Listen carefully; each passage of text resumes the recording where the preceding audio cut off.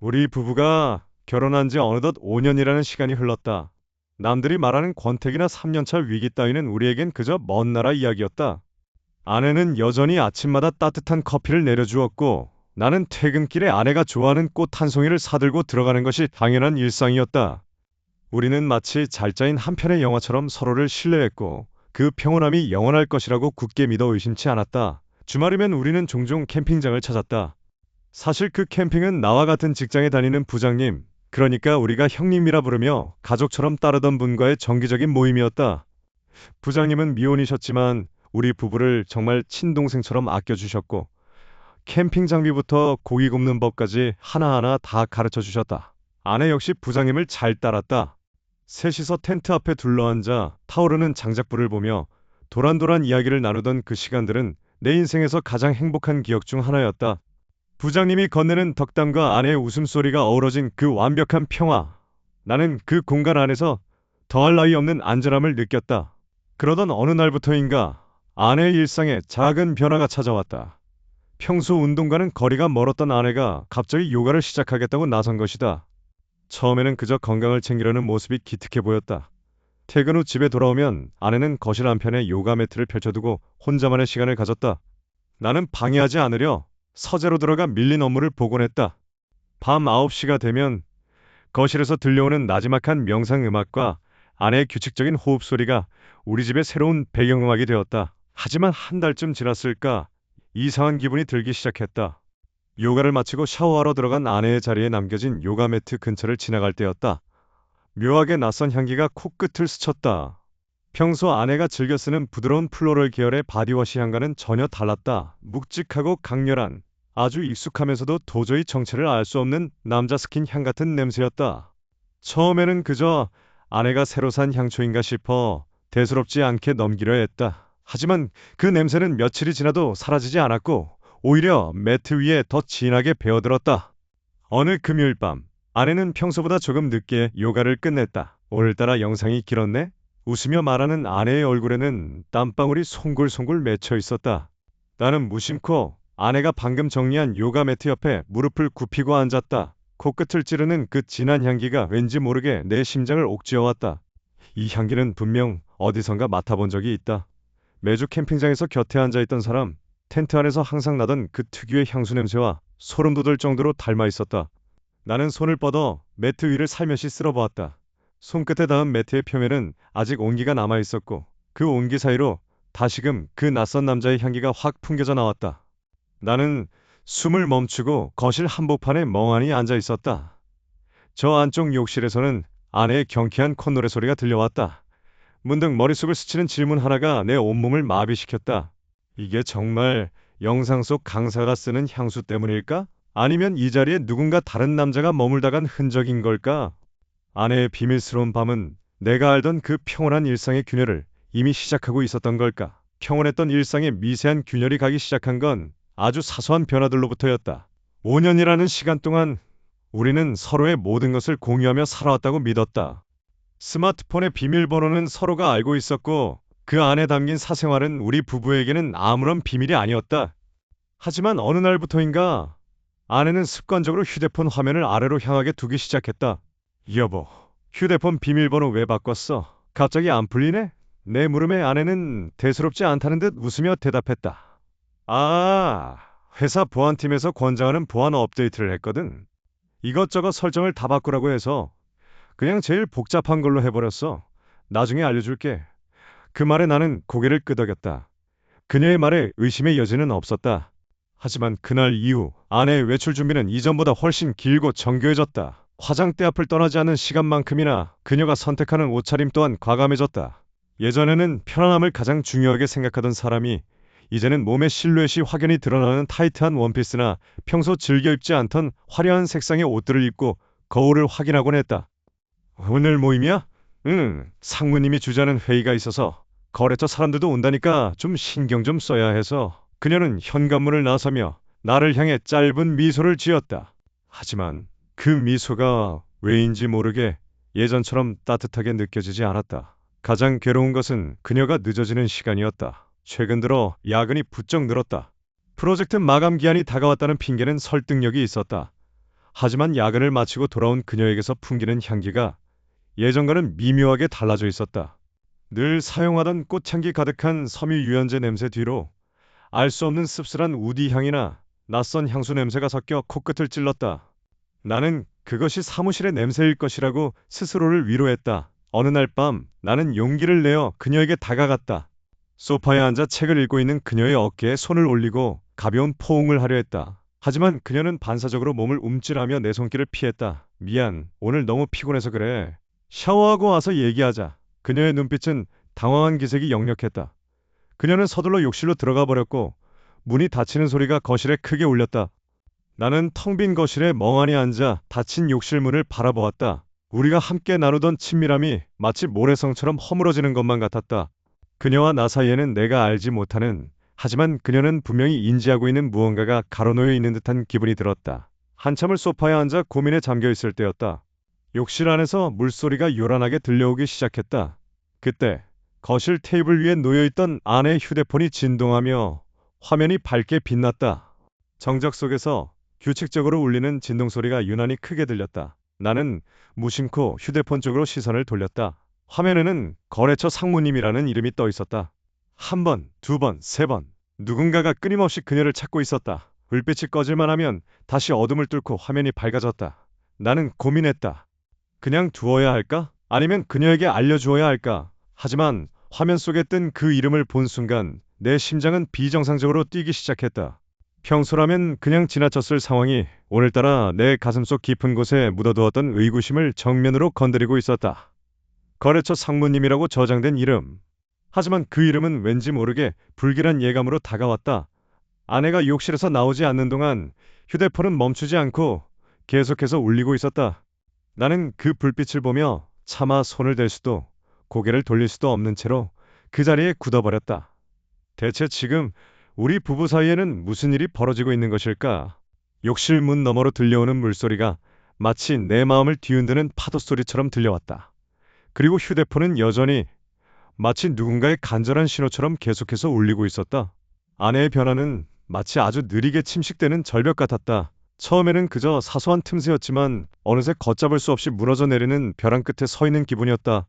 나는 평소처럼 아내가 외출한 뒤 거실에 덩그러니 남겨진 그녀의 코트를 정리하다가 무심코 주머니에 손을 넣었다. 늘 그녀가 입던 외투였지만 오늘따라 유독 낯설고 차갑게 느껴졌다. 손끝에 딱딱한 종이 한 장이 걸렸다. 꺼내보니 그것은 호텔 결제 영수증이었다. 심장이 쿵 하고 내려앉는 소리가 귓가에 울리는 듯 했다. 나는 침을 꿀꺽 삼키며 떨리는 손으로 영수증의 내용을 확인했다. 평소 우리가 가던 평범한 호텔이 아니었다. 도심에서 꽤 떨어진 곳에 위치한 호화롭기 그지없는 5성급 호텔이었다. 더 충격적인 것은 영수증 하단에 찍힌 커플 쿠폰 사용이라는 선명한 붉은 글씨였다. 그 글씨가 내 눈을 찌르는 듯 했다. 평소 나와의 데이트에서는 한 번도 본 적 없는 누군가와 은밀하게 공유하는 혜택이라는 사실이 머릿속을 강타했다. 이게 대체 무슨... 나는 거실 바닥에 주저앉았다. 손이 덜덜 떨려 영수증을 제대로 쥐기도 힘들었다. 분명 아내는 어제 회식이라고 했다. 하지만 영수증에 찍힌 시간은 금요일 저녁 9시. 그녀가 한창 상사와의 회식이라며 술자리에 있다고 말했던 바로 그 시간이었다. 나는 아내가 집에서 나설 때 뒷모습을 떠올렸다. 화사한 향수 냄새, 평소보다 공들여 바른 립스틱, 그리고 뒤도 돌아보지 않고 문을 닫던 그 서늘한 태도까지. 모든 것이 퍼즐처럼 맞춰지기 시작했다. 믿고 싶지 않았다. 내 아내가, 그리고 내가 그토록 존경하며 따르던 형님이 그런 짓을 꾸미고 있을 리 없다고 수천 번 부정했다. 하지만 영수증에 적힌 호텔의 이름이 내 시야를 가로막았다. 나는 그 호텔의 이름을 기억한다. 며칠 전 형님이 퇴근길에 우리 부부에게 자연스럽게 건넸던 바로 그곳이었다. 거기 서비스가 정말 좋더라. 나중에 아내랑 꼭 한번 다녀와 봐. 라며 마치 다정한 조언을 하는 것처럼 웃던 형님의 얼굴이 떠올랐다. 그는 왜 하필 그 호텔을 우리에게 추천했을까? 영수증에 적힌 주소를 다시 확인하며 나는 등줄기가 서늘해짐을 느꼈다. 호텔의 이름은 물론이고 위치까지 형님이 은근슬쩍 우리 부부에게 가보라며 추천했던 그 리조트와 소름 돋을 정도로 똑같았다. 내 심장은 이미 갈기갈기 찢겨나가고 있었다. 단순히 장소가 같다는 우연으로 치부하기에는 너무나도 완벽한 일치였다. 그렇다면 형님은 그때 이미 내 옆에 앉아있는 아내를 보며 자신의 내연녀인 그녀와 함께 갔던 그곳을 아무렇지 않게 내게 권했던 것일까? 그 위선적인 미소 뒤에 숨겨진 추악한 본질을 마주한 기분이었다. 나는 떨리는 손으로 휴대폰을 들어 형님의 메시지 창을 켰다. 그가 보냈던 다정한 권유와 아내의 외출 기록, 그리고 내 손에 쥐어진 이 더러운 종이 조각이 얽히고 설켜 나를 미치게 만들었다. 정말로 형님과 내 아내가 그곳에서 함께 시간을 보낸 것일까? 내가 믿어 의심치 않았던 두 사람이 나의 일상을 이렇게 난도질하고 있었던 것인가? 왜 그 리조트여야만 했을까? 단순한 우연인지 아니면 나를 비웃기라도 하듯 던져준 형님의 지독한 장난인 건지 도무지 알 수가 없었다. 나는 거실 조명 아래서 멍하니 영수증을 내려다보았다. 마치 5년이라는 긴 결혼 생활이 한 장의 종이로 부정당하는 기분이었다. 이제는 멈출 수 없었다. 나는 이 지독한 진실의 끝이 어디인지 내 눈으로 직접 확인해야만 했다. 내 일상을 망가뜨린 그곳, 형님이 추천했던 그 장소로 당장이라도 달려가 확인하고 싶었다. 내가 마주하게 될 장면이 무엇이든 이제는 피하고 싶지 않았다. 아니, 피할 곳조차 남아있지 않았다. 심장이 입 밖으로 튀어나올 것만 같았다. 아내가 욕실에서 샴푸 향을 풍기며 샤워를 하는 동안 나는 거실 한복판에서 멈춰섰다. 침실 구석, 아내가 외출할 때마다 들고 나가는 가죽 가방이 덩그러니 놓여 있었다. 평소라면 절대 열어볼 엄두도 내지 않았을 물건이지만 오늘따라 그 가방은 마치 거대한 폭탄처럼 내 시선을 강탈했다. 손끝이 파르르 떨렸다. 믿음이라는 이름의 족쇄가 죄책감으로 변해 손을 주저하게 만들었지만 이미 내 이성은 마비된 상태였다. 나는 조심스럽게 지퍼를 열었다. 평소 아내가 쓰는 화장품, 지갑, 다이어리가 쏟아져 나왔다. 숨을 꾹 참은 채 내용물을 하나씩 뒤적였다. 겉으로는 평온한 일상의 물건들 뿐이었다. 하지만 가방 깊숙한 안주머니, 평소에는 잘 열지 않는 틈새에서 묵직한 가죽 파우치가 손에 잡혔다. 그걸 열었을 때 나는 내 눈을 의심해야 했다. 그곳에는 내가 선물한 적 없는 아주 고가의 명품 시계가 들어있었다. 손목에 차보지도 않은 듯 반짝이는 금속 재질과 화려한 다이어리 조명을 받아 서늘하게 빛나고 있었다. 내 연봉을 다 털어도 사기 힘든 물건이었다. 아내의 소득 수준으로는 도저히 가질 수 없는 사치품. 순간 머릿속에서 하얀 필름이 끊기는 듯한 충격이 밀려왔다. 단순히 사치의 문제가 아니었다. 이것은 그들만의 은밀한 표식이자 그가 아내에게 건넨 뇌물이며 동시에 내 머리 위에 씌워진 뿔의 증거물이었다. 세상에, 입술이 바싹 말랐다. 아내에게는 우리가 서로 모르는 비밀이 하나도 없다고 믿었다. 5년이라는 세월 동안 우리는 부부라는 이름으로 완벽하게 동기화되어 있다고 착각했다. 하지만 지금 내 손에 들린 이 시계는 아내가 공유하는 일상이 오로지 거짓으로 점철된 연극이었음을 증명하고 있었다. 누가 준 거지? 어떤 새끼가 내 아내의 손목에 이런 값을 매겨놓은 거지? 분노가 혈관을 타고 뜨겁게 역류했다. 시계를 다시 파우치에 쑤셔 넣는 내 손은 짐승처럼 떨렸다. 아내의 외도는 확실했다. 그러나 그 상대가 누구인지, 그 빌어먹을 놈의 정체는 여전히 안개 속에 있었다. 화장실에서 물소리가 멈췄다. 나는 황급히 가방을 정리하고 제자리에 놓았다. 문고리가 돌아가는 소리가 들리자마자 나는 거실 소파에 앉아 텔레비전을 켰다. 아무 일도 없었다는 듯 평범한 남편의 얼굴을 연기해야 했다. 욕실 문이 열리고 목욕 가운을 입은 아내가 싱긋 웃으며 걸어 나왔다. 물기를 머금은 그녀의 머리카락이 어깨 위로 흩어졌다. 참으로 평온하고 참으로 아름다운, 그래서 더 소름 끼치는 얼굴이었다. 아내는 내 옆에 앉아 젖은 머리를 말리며 가볍게 내 어깨에 기댔다. 오늘 회사에서 힘들었지? 왜 이렇게 멍하니 있어? 그녀의 다정한 목소리가 귓가를 파고들었다. 나는 가까스로 입꼬리를 올리며 괜찮다고 답했다. 그녀가 침대 옆 탁자에 휴대전화를 내려놓고 잠시 물을 가지러 주방으로 나간 사이 내 시선은 그녀의 전화기로 고정되었다. 화면이 까맣게 꺼져 있었지만 잠시 후 알림음과 함께 화면이 환하게 밝아졌다. 심장이 다시 곤두박질 쳤다. 액정 위로 선명하게 떠오른 이름 없는 번호, 그리고 텍스트 한 줄. 오늘 밤 자기 남편 집에 있어? 어젯밤은 숨이 막힐 듯한 고요 속에서 지나갔다. 아내는 평소보다 훨씬 늦은 자정이 다 되어서야 현관문을 열고 들어왔다. 거실 소파에 앉아 어둠 속에서 그녀의 인기척을 기다리던 나는 짐짓 아무 일도 없었다는 듯 태연하게 스마트폰을 내려놓고 고개를 돌렸다. 현관 불빛 아래 서 있는 아내의 얼굴은 어딘가 들떠 있는 듯 하면서도 묘하게 지쳐 보였다. 나는 애써 심장박동 소리를 죽이며 억지로 입꼬리를 올려 웃음을 만들어냈다. 오늘도 정말 늦었네. 팀 회식이 생각보다 길어졌어? 내 질문에 아내는 잠시 멈칫했다. 아주 찰나의 순간이었지만 그녀의 눈동자가 불안하게 흔들리는 것을 나는 분명히 보았다. 하지만 그녀는 곧바로 익숙한 연기자의 표정으로 돌아와 가방을 내려놓으며 차분하게 대답했다. 여보, 정말 미안해. 갑작스럽게 본부장님이 주도하시는 회식이라 빠지기가 좀 힘들었어. 다들 취해서 챙기느라 정신도 없었고, 여보도 알잖아. 직장 생활이라는 게 내 마음대로 되는 게 아니라는 거. 그녀는 다가와 내 어깨에 손을 올리며 다정하게 덧붙였다. 그 손길이 소름 끼치도록 낯설게 느껴졌다. 그녀의 몸에서는 희미하게 낯선 향수 냄새가 섞인 술 기운이 났다. 나는 그 냄새를 맡자마자 목구멍 끝까지 치밀어 오르는 역겨움을 삼켜야 했다. 화가 머리끝까지 솟구쳐 당장이라도 그녀의 가방을 빼서 그 안에 무엇이 들었는지, 도대체 누구와 시간을 보냈는지 소리치고 싶었다. 하지만 나는 참았다. 지금 터뜨리면 모든 것이 끝이다. 더 확실한 증거가 필요했다. 그랬구나. 고생 많았네.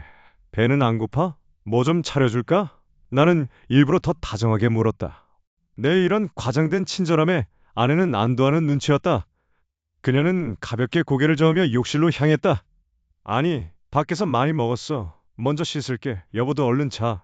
아내가 욕실로 들어가 물소리가 들리기 시작하자 나는 거실 한가운데에 던져진 그녀의 가방으로 시선을 옮겼다. 저 가방 속에 내가 모르는 그녀의 삶이 들어있다. 나는 숨을 멈추고 살금살금 다가가 가방 지퍼를 열었다. 손끝이 파르르 떨렸다. 안에는 평소 들고 다니던 화장품 파우치와 지갑, 업무용 수첩이 들어있었다. 수첩 사이를 뒤적이다 보니 낯익은 영수증 몇 장과 구겨진 휴지 조각들이 나왔다. 심장이 미친 듯이 뛰었다. 혹시나 하는 마음에 더 깊숙한 곳을 뒤지던 그때 손끝에 차갑고 단단한 금속 질감이 느껴졌다. 나는 그것을 천천히 꺼내 들었다. 그것은 은색으로 빛나는 묵직하고 고급스러운 디자인의 라이터였다. 담배를 피우지 않는 아내의 가방에 있을 리가 없는 물건이었다. 심지어 그 라이터 표면에는 아주 작은 글씨로 누군가의 이니셜이 각인되어 있었다. 나는 그것을 보는 순간 온몸의 피가 차갑게 식는 것을 느꼈다. 이 라이터는 내가 아는 사람이 늘 가지고 다니던 것과 똑같았다. 주말마다 우리 부부와 함께 캠핑을 다니며 다정하게 어깨를 두드려주던 그 사람. 내 아내를 재수 씨라고 부르며 호탕하게 웃던, 내 직장 상사이자 형님이라 불렀던 그 인간의 것이었다. 나는 떨리는 손으로 라이터를 움켜쥐고 욕실 문을 바라보았다. 물소리가 멈췄다. 여보, 수건 좀 가져다 줄 수 있어? 아내의 목소리가 들려왔다. 나는 라이터를 내 손 안에 꽉 쥐고 터질 것 같은 분노를 누르며 낮게 대답했다. 응, 지금 가져갈게. 이제는 돌이킬 수 없었다. 내 옆에서 잠들던 여자의 비밀이 내가 가장 믿었던 사람의 물건과 함께 내 손에 쥐어져 있었다. 어떻게 복수해야 할까? 아니, 어떻게 이 상황을 끝내야 할까? 내 머릿속은 하얗게 타들어가고 있었다. 아내가 거실에서 샤워를 마치고 나와 머리를 말리는 동안 나는 서재로 들어와 문을 잠갔다. 심장이 입 밖으로 튀어나올 것만 같았다. 아내의 태도는 너무나 평온했고 그 평온함이 오히려 내 가슴을 짓눌렀다. 나는 떨리는 손으로 노트북을 켰다. 아까 형님의 책상 위에서 우연히 봤던 그가 평소 즐겨 사용한다는 SNS 계정이 머릿속을 맴돌았다. 아이디는 그2차 번호와 이니셜 조합이었다. 혹시나 하는 마음에 접속을 시도했다. 비밀번호는 의외로 간단했다. 우리 부부와 그가 함께 캠핑을 갔던 날 그가 농담처럼 말했던 자신의 생일이었다. 로그인이 되는 순간 화면이 순식간에 전환되었다. 나는 숨을 멈추고 게시물을 하나씩 훑어내려갔다. 형님의 일상은 지극히 평범해 보였다. 업무 사진, 골프장 인증샷, 그리고 맛집 투어. 하지만 어제 날짜로 올라온 사진 한 장에 내 눈동자가 멈췄다. 고급 호텔 레스토랑으로 보이는 배경, 그리고 그 앞에 놓인 와인 2잔, 그 옆에 살짝 걸쳐진 물건이 보였다. 나는 화면을 확대했다. 그것은 며칠 전 아내가 백화점에서 샀다며 내게 자랑했던 흔치 않은 패턴의 에르메스 스카프였다. 색감, 매듭의 모양, 그리고 끝단에 살짝 묻은 향수 냄새까지 환각처럼 느껴졌다. 온몸에 피가 차갑게 식어가는 기분이었다. 말도 안 돼. 입 밖으로 나지막한 신음이 새어나왔다. 형님은 내게 늘 가족 같은 존재였다. 내가 회사에서 힘든 일이 있을 때마다 따뜻한 조언을 아끼지 않았던 사람. 우리 부부의 캠핑을 늘 주선하고 텐트를 함께 치던 그 사람. 그가 바로 내 아내의 그늘이었던 것이다. 아내가 나를 속이고 밖으로 돌 때마다 만났던 사람이 다름 아닌 내가 세상에서 가장 신뢰했던 직장 상사였다니. 배신감보다 더 큰 무력감이 나를 덮쳤다. 아내는 지금 거실에서 로션을 바르고 있을 것이다. 내가 뒤에서 안아주길 기다리며 혹은 내 눈을 피해 형님에게 보낼 메시지를 고민하고 있을지도 모른다. 나는 노트북 화면을 뚫어지게 응시하며 손을 벌벌 떨었다. 화면 속 형님의 웃는 얼굴이 나를 비웃는 것 같았다. 모든 퍼즐 조각이 제자리를 찾았다. 왜 아내가 최근 들어 그토록 캠핑을 가기 싫어했는지, 왜 매번 형님이 주최하는 회식에 나를 떼어놓고 가려 했는지, 이제야 모든 것이 끔찍할 정도로 선명해졌다. 내 심장은 분노로 타오르는 대신 서서히 무너져 내리고 있었다. 내가 믿었던 모든 것이 가짜였다. 아내를 향한 사랑, 형님을 향한 존경, 그리고 우리의 지난 5년이라는 시간까지. 서재 창문 너머로 들이치는 차가운 밤 공기가 뼛속까지 스며들었다. 나는 책상 위에 놓인 휴대폰을 멍하니 바라보았다. 머릿속이 하얗게 전멸했다. 이제 나는 무엇을 해야 하는가? 아내를 다그쳐야 할까? 아니면 이 증거를 가지고 그에게 찾아가야 할까? 아니면 이 모든 것을 모르는 척 연기하며 더 깊숙한 곳의 추악한 진실을 파헤쳐야 할까? 그때였다. 내 옆에 놓여있던 아내가 잠시 서재에 두고 나갔던 그녀의 휴대폰 화면이 환하게 밝아지며 경쾌한 진동이 울렸다. 나는 본능적으로 고개를 돌렸다. 차마 눈을 뜨고 볼 수 없는, 그러나 결코 외면할 수 없는 메시지 알림이 화면 상단에 떠올랐다. 형님 상사. 오늘 늦은 시간까지 수고했어. 아까 봐둔 그곳으로 와. 아까 당신이 선물해준 스카프 정말 잘 어울려. 당신 남편은 지금 골아떨어졌나? 나 지금 나갈 테니 우리 집 근처 호텔로 와. 아니, 이게 끝이 아니었다. 이어서 도착한 메시지는 내 심장을 잔인하게 난도질했다. 아니, 그냥 우리 집으로 올래? 아까 당신이 말한 그 호텔은 너무 멀어. 지금 당신 남편이 일 때문에 늦는다고 했으니까 지금 바로 우리 집으로 와. 내가 기다릴게. 그 순간 거실에서 들려오는 아내의 인기척이 멈췄다. 그리고 곧이어 그녀가 내 서재 문을 노크했다. 동시에 그녀의 휴대폰이 다시 한번 길게 진동했다. 화면에 뜬 마지막 문장이 내 망막에 박혔다. 형님은 이미 나갔대. 당신도 옷 갈아입고 나와. 지금 바로 갈게. 회사 복도는 평소보다 유독 길게만 느껴졌다. 형님의 사무실 문을 지날 때마다 느껴지는 압박감은 단순한 상사와의 거리가 아니었다. 그것은 배신당한 자만이 느낄 수 있는 서늘한 살기였다. 오늘 아침 인사고가 면담을 핑계로 불려간 그의 방에서 나는 뼈저린 모멸감을 맛봐야 했다. 김대리, 요즘 업무 집중도가 많이 떨어진 것 같아. 개인적인 문제가 있는 건가? 회사 생활은 냉정한 거야. 가정사 따위로 조직에 해를 끼치는 건 용납할 수 없지. 그는 평소처럼 온화한 미소를 짓고 있었지만 그 눈빛만큼은 차갑게 얼어붙어 있었다. 마치 나를 언제든 짓밟아 버릴 수 있는 벌레 보듯 내려다보는 그 태도. 그는 내가 그의 실체를 알아챘다는 사실을 이미 눈치챈 걸까? 그가 내 커리어를 인질로 삼아 나를 옥죄어오기 시작했다는 사실을 직감했다. 그의 위선적인 목소리가 귓가에 맴돌 때마다 속에서 뜨거운 것이 치밀어 올랐지만 나는 억지로 입술을 깨물며 고개를 숙였다. 지금 당장 터뜨리면 모든 것이 무너진다. 증거를 완벽하게 잡아야 한다. 집에 돌아오면 상황은 더 가관이었다. 거실에 들어서자마자 묘한 정막이 감돌았다. 아내는 거실 한 구석에서 평소 사용하던 가계부와 함께 은행 서류들을 정신없이 정리하고 있었다. 평소라면 나를 보며 웃어주었을 그녀는 내가 다가가는 소리에도 흠칫 놀라며 서류를 서둘러 서랍 속으로 밀어 넣었다. 어? 당신 일찍 왔네? 오늘은 야근 없었어? 그녀의 목소리는 지나치게 들떠 있었고 눈은 내 시선을 피한 채 허공을 헤엄치고 있었다. 식탁 위에는 최근 그녀가 몰래 빼돌린 것으로 보이는 예금 통장과 증권 서류들이 어지럽게 널려 있었다. 우리가 5년간 차곡차곡 쌓아온 미래가 그녀의 손에 의해 조각나고 있었다. 그녀는 이미 이 집을, 아니, 우리 관계를 떠날 준비를 마친 모양이었다. 이혼을 대비해 재산을 은닉하고 형님과 함께 새로운 도피처를 꿈꾸는 그녀의 계획이 머릿속에 그려졌다. 그거 다 뭐야? 어디 여행이라도 가려고? 내가 최대한 평온하게 묻자 그녀는 당황한 기색이 역력했다. 아, 별거 아니야. 그냥 투자 좀 알아보려고. 당신도 알잖아. 요즘 물가도 오르고 하니까. 거짓말. 그녀의 손끝이 미세하게 떨리고 있었다. 나는 그 가식적인 모습을 보며 속으로 피눈물을 흘렸다. 그녀의 손가락에 끼워진 반지, 우리가 함께 약속했던 맹세의 증표가 이제는 나를 비웃는 것만 같았다. 그녀는 나를 완전히 바보로 알고 있었다. 아니, 처음부터 나를 그저 경제적인 도구로만 생각했던 것일까? 사랑이라 믿었던 모든 순간이 부정당하는 기분이었다. 가슴 한구석이 텅 빈 것처럼 차가워졌다. 나는 아무것도 모르는 척 천천히 그녀에게 다가가 어깨를 감싸 안았다. 그녀의 몸이 순간 뻣뻣하게 굳었다. 내 손끝에 닿은 그녀의 체온은 낯설기만 했다. 오늘 밤 그녀가 또다시 화려한 외출을 준비할 것이라는 예감이 강하게 들었다. 방으로 돌아와 침대에 앉아있자니 주머니 속 스마트폰이 짧게 진동했다. 메시지 알림이었다. 심장이 덜컥 내려앉았다. 발신자는 다름 아닌 형님이었다. 손이 미친 듯이 떨렸다. 화면을 켜자 고화질의 사진 한 장이 메시지창을 가득 채우고 있었다. 호텔 로비의 은은한 조명 아래 형님과 내 아내가 나란히 서 있었다. 아니, 정확히 말하면 형님이 아내의 허리를 감싸 안고 있었고 아내는 그 품에 완벽하게 녹아든 채 도발적인 미소를 짓고 있었다. 그들은 정면을 똑바로 응시하고 있었다. 마치 나를 비웃기라도 하듯 사진 아래로 짤막한 텍스트가 달렸다. 어때? 내 것이었던 것들이 이제 내 것이 되었는데 기분이 어떤가 김대리? 현관문을 여는 손끝이 미세하게 떨렸다. 도어락의 띠리릭 소리가 평소보다 유난히 크게 울려 퍼졌다. 거실에는 묘한 정막이 감돌았고 안방 문틈 사이로 새어나오는 희미한 불빛이 오늘따라 내 신경을 날카롭게 긁어댔다.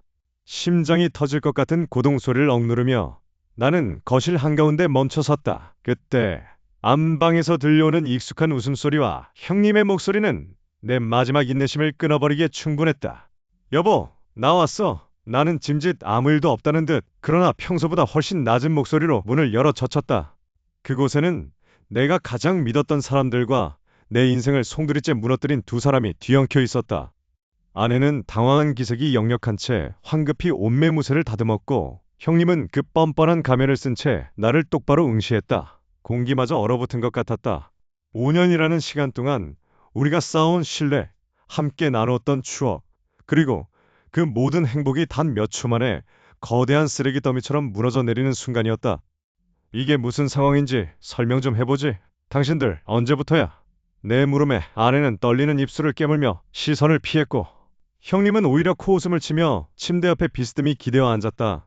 그 위선적인 표정을 보는 순간 내 안에 무언가가 폭발했다.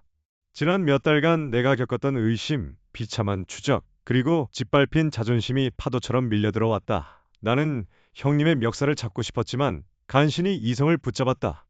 여기서 그에게 주먹을 휘두르는 것은 나에게 닥칠 파멸을 앞당기는 일임을 알고 있었기 때문이다. 너 내가 모를 줄 알았냐? 회사에서 그렇게 나를 압박하면서 뒤로는 내 아내와 놀아나는 기분이 어때? 짜릿했어? 형님은 천천히 자리에서 일어나 나에게 한 걸음 다가왔다. 그의 눈빛에는 죄책감 따위는 없었다. 그저 패배자를 바라보는 경멸과 조롱만이 가득했다. 그는 내 뺨을 툭툭 치며 비웃음을 흘렸다. 세상 일이 네 생각처럼 돌아갈 것 같니? 넌 그저 순진한 바보일 뿐이야. 내가 가진 그 보잘것없는 능력으로 어떻게 그녀를 만족시키겠어? 그녀는 처음부터 내 것이었어. 그의 말 한마디 한마디가 비수가 되어 내 가슴에 박혔다. 나는 아내를 바라보았다. 그녀는 여전히 눈물을 글썽이고 있었지만 그 눈빛은 예전에 순수했던 모습이 아니었다. 그녀는 천천히 서랍장으로 다가가 무언가를 꺼내 내게 내밀었다. 그것은 다름 아닌 잘 정리된 서류 뭉치, 바로 이혼 합의서였다. 당신 너무 늦었어. 이 모든 게 당신이 파놓은 함정인 줄 알았는데 사실은 당신이 더 더러운 짓을 하고 다녔더라. 아내는 싸늘한 목소리로 나를 쏘아붙였다.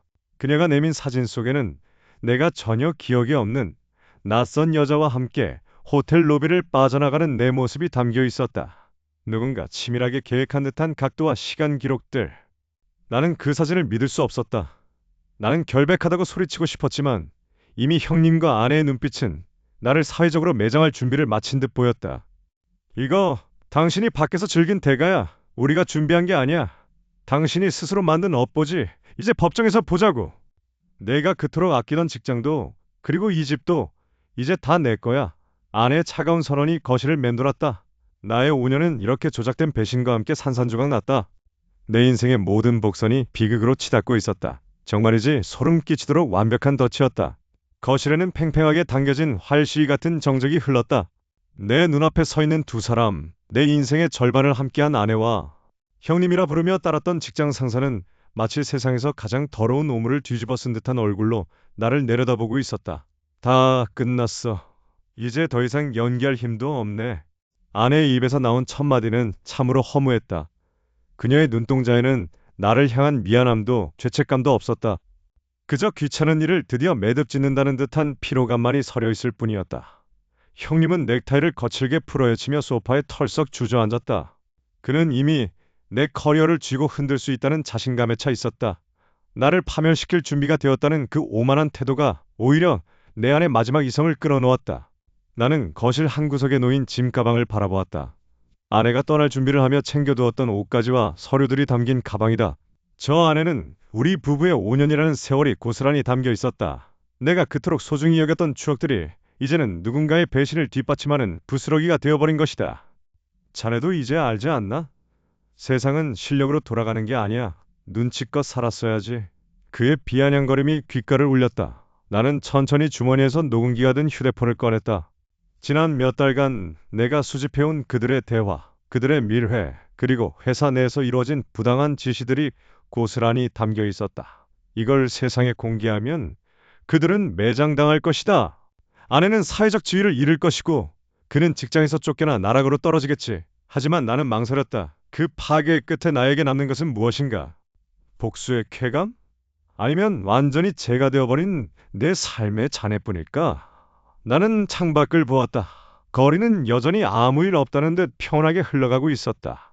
5년 전, 우리가 처음 이 집으로 이사와서 웃으며 미래를 꿈꾸던 그날의 햇살이 떠올랐다. 그 빛은 이제 더 이상 이 거실에 들어오지 않는다.